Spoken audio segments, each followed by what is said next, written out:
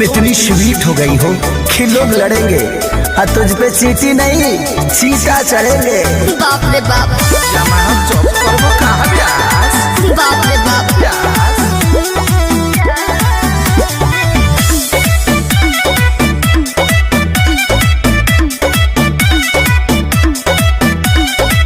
काहे खातिर सुनर बनले भगवान जी, शरणो छतिया देवे परान जी। एहो काहे खातिर सुनर बनले भगवान जी, शरणो छतिया देवे परान जी। जादू तो न रोजे हमके हो खेलाया जा, दोनों अखियां में काला। अरे जियत रहो दोनों अखियां में काला। हाँ? सच हो कदरा नजर महरो के लगे जा। चश्मा पहले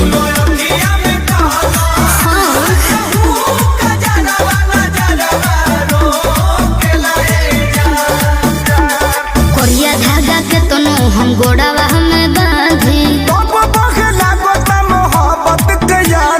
अरे बहे द मौसम हो। चंदन प्रेमी का नाम तो सुना ही होगा।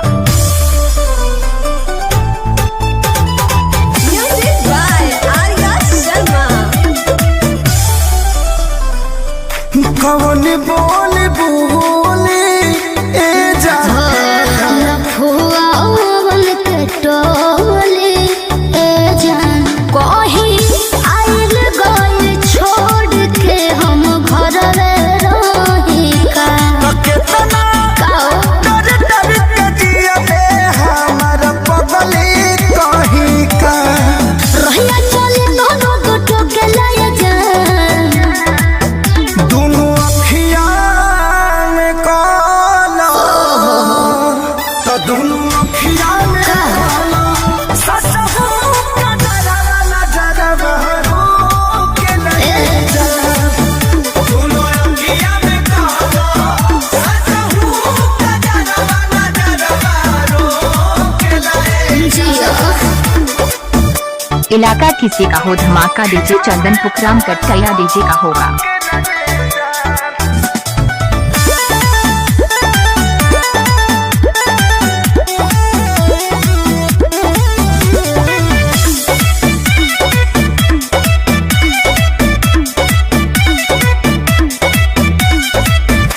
लगलू बड़ी क्यूटी ए जान।